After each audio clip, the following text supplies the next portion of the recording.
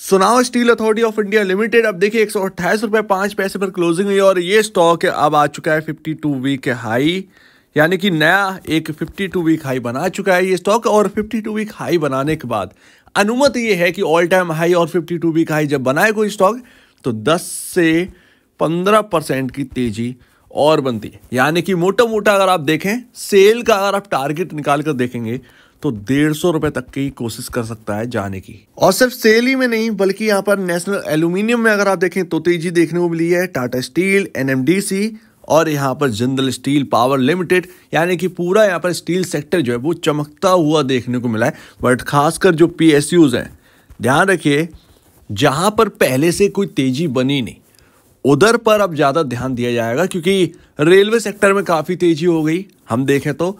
बाकी अगर आप देखें पीएसयूज के अंदर तो इतनी तेजी नहीं हुई है जितना रेलवे इंफ्रा में हुई थी।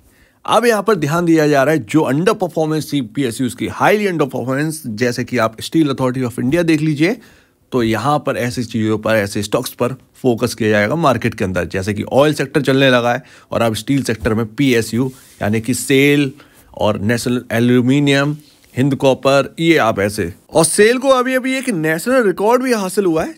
छत्तीसगढ़ के अंदर यहाँ पर सेल भिलाई स्टील प्लांट जो है उसने नेशनल रिकॉर्ड क्रिएट किया है एक स्पेशल स्टील बनाकर। तो इस स्टॉक का जो हाई है वो 292 के अराउंड है और ये 2008 के बाद कभी देखने को नहीं मिला।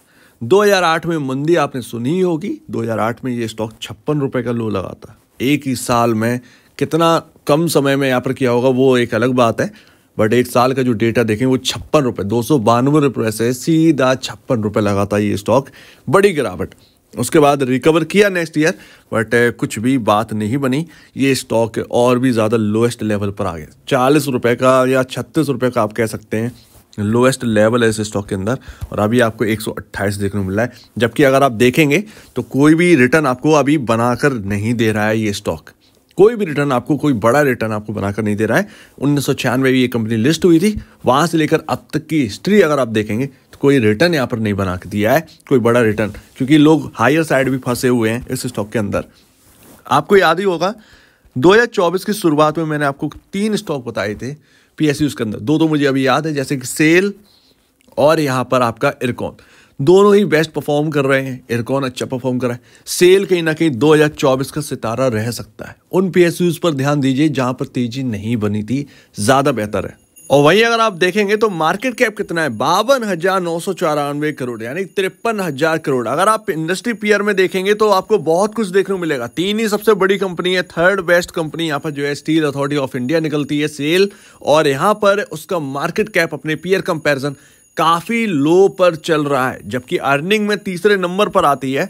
मार्केट कैप के लिहाज से कुछ 4th नंबर पर ये कंपनी का मार्केट कैप आता है, तो वो यहाँ पर इंपॉर्टेंट है। काफी पीछे चल रही है अपने पीयर कंपैरिजन, कुछ तो बात रही होगी, वो भी बात समझेंगे। नंबर्स आने हैं Q3 के, डेट अनाउंस नहीं हुई है, डेट शायद अगर आ जाएगी तो मैं आपको यहाँ पर जो है बता दूंगा। और स्टिल अभी भी एक अंडर वैल्यूड है ये स्टॉक। आप पी रेशियो देखिए 16.46 का है और यहाँ पर 28.24 का इंडस्ट्री भी चल रहा है इस वक्त स्टील सेक्टर के अंदर। तो अभी आपको यहाँ पर ध्यान देना चाहिए, मेरे ख्याल से आपके लिए एक बेस्ट पिक कहीं ना कहीं साबित हो सकता है। ये स्टॉक मैंने 121 रुपये पे आपको बताया था, उसके बाद लो गया था 128 के बाद 127 के अराउंड यहाँ पर ये स्टॉक दौड़ा था और वहां से फिर गिरावट आई मार्केट के अंदर। ये स्टॉक लमसम 108 के अराउंड आया और इतना डर हो गया था क्योंकि यहाँ पर स्टॉप लॉसेस जो है वो टूट रहे थे। 100 रुपये का लॉन्ग टर्म का हमने रखा था और शॉर्ट टर्म का 112 रुपये, जिसको खिसकाकर 107 रुपये कर दिया था। और उस दिन के बाद इसने जो है 107 रुपये 70 पैसे का लो लगा, तो मुझे याद है। उसके बाद पीछे मुड़कर नहीं देखा, ये स्टॉक लगातार बचा चला गया। तो ये एक अच्छी बात रही कि स्टॉप लॉस हिट नहीं हुआ शॉर्ट टर्म वालों का भी, ये यहाँ पर है। बट अभी अगर आप देखें तो अभी काफ़ी जगह है, अगर मैं देखूं तो इंडस्ट्री पीयर कंपैरिजन अभी काफ़ी जगह यहाँ पर बनती है स्टील्स अथॉरिटी ऑफ इंडिया के अंदर। तो तेजी यहाँ पर पॉसिबल है और इंक्रीज होती जाए। नंबर्स तो आपके बढ़िया हैं, जो फंडामेंटली यहाँ पर है वो सारी चीज़ें बढ़िया। और सबसे बड़ी बात 135 रुपये पर आपकी बुक वैल्यू है। स्टॉक अभी 128 पर है अपने बुक वैल्यू से नीचे। तो बुक वैल्यू ही अगर आप देखें तो बुक वैल्यू 135 पर है, तो अभी आपका रिटर्न बन ही क्या रहा है। सो दैट इस पर नजर रखें अगर आप होल्ड कर रहे हैं तो। और इतना बड़ा यहाँ पर कंपनी है और अगर आप देखें JSW 2.64 के पीई मल्टीपल पर घूम रहा है, सॉरी पीई मल्टीपल नहीं, प्राइस टू बुक वैल्यू पर यहाँ पर है। और आप देखें टाटा स्टील 1.93 के पर 1.93 पर प्राइस टू बुक वैल्यू अपने को देखने को मिलता है, और यहाँ पर JSW स्टील 1.82 का। जबकि मैं ऑलरेडी आपको बता दूं थर्ड बेस्ट नेट सेल है steel authority of India. Profitability की बात करें तो अप एंड डाउन तो हर कंपनी के अंदर है प्रॉफिटेबिलिटी। अगर आप स्टील सेक्टर के अंदर देखें, टाटा स्टील के अंदर प्रॉफिटेबिलिटी अप डाउन होती रहती है।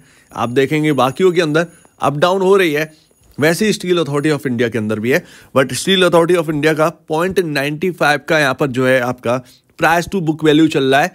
तो ये यहाँ पर इंपॉर्टेंट बात है, ये समझना। कम से कम इस कंपनी की यहाँ पर जो है अगर आप एक सही आकलन करेंगे तो 1.50 टाइम पर तो एटलीस्ट बुक वैल्यू यहाँ पर होना चाहिए। तो वही मेरा मतलब है, यहाँ से आप इसको देख सकते हैं। कहीं ना कहीं अगर आप होल्ड कर रहे हैं, यहाँ पर ऑलरेडी लो लगा चुका है, कहीं ना कहीं आपका यहाँ पर PSUs में ध्यान है, तो सेल पर ज़्यादा ध्यान रखें। और देखिए प्रॉब्लम की बात करें ना, तो आप यहाँ पर देखेंगे ROC काफ़ी कम है अपने पीयर कंपैरिजन। ROE अगर आप देखेंगे ये 2023 मार्च के हिसाब से 2024 मार्च की एनुअल वाली अलग आएगी, वो मार्च में आएगी, 4% पर है ROE आपका। जबकि आपके पीयर कंपैरिजन 6.26 चल रहा है आपका JSW स्टील, 7.48 चल रहा है आपका Tata steel, Jindal steel and power 8.59% पर ROE है। तो ये बात जो है वो इंपॉर्टेंट है, जो कि नोट करने वाली होनी चाहिए। वैसे भी ये सेक्टर जो है वो काफ़ी अंडर परफॉर्मेंस से बीता ही है। आउट परफॉर्मेंस आई तो ये स्टॉक कुछ करके दिखा सकता है। और फिर भी अगर आप ROE देख रहे हैं तो ROE कंपैरिजन आप देखिए बुक वैल्यू को भी, तो बुक वैल्यू से हमें समझ में आ रहा है कि हाँ थोड़ी सी अंडर परफॉर्मेंस ज़्यादा है। तो अगर मार्केट इसको खींचने पर आ गया, उस अंडर परफॉर्मेंस को खत्म करने पे आ गया, तो ये एटलीस्ट यहाँ पर जो है 150 से 170 के अराउंड एटलीस्ट यहाँ पर जो है जाने के लिए कहीं ना कहीं तैयार हो जाएगा। और वही मैं बात कर रहा हूँ ना, ROCE 8.91 का आपका JSW स्टील, टाटा स्टील 13.53, 12.25 का Jindal steel and power limited, 6.28 का आप देखेंगे ROCE, तो स्टील अथॉरिटी ऑफ इंडिया का है। तो कुछ तो कमियां है ही, इसीलिए है। बट कमियां जितनी दिखाई दे रही हैं उससे ज़्यादा अंडर वैल्यूड स्टॉक है, तो निखार आने दीजिए।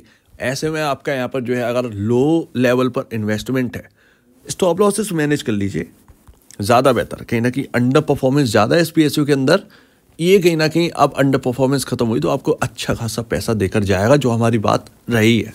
एंड लास्ट अगर आप देखें तो ये स्टॉक तो ऑलरेडी हमने 2024 के लिए चुना ही था, 1 जनवरी को हमारी बात हुई थी, और ये स्टॉक 121 के अराउंड था। क्या क्रैश हुआ ये स्टॉक, F&O का स्टॉक है, इसीलिए यहाँ पर पोजीशनिंग काफ़ी स्ट्रॉन्ग बनी थी शॉर्ट में।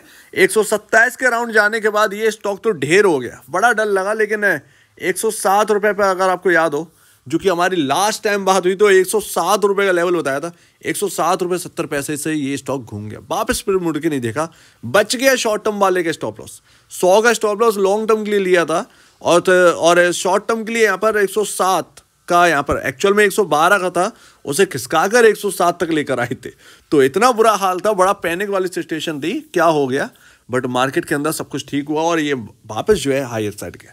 अभी अगर आपने हायर साइड खरीदा है तो 2 लेवल पर ध्यान दीजिए, एक तो यहाँ पर 124 रुपये, दूसरा यहाँ पर 118 रुपये।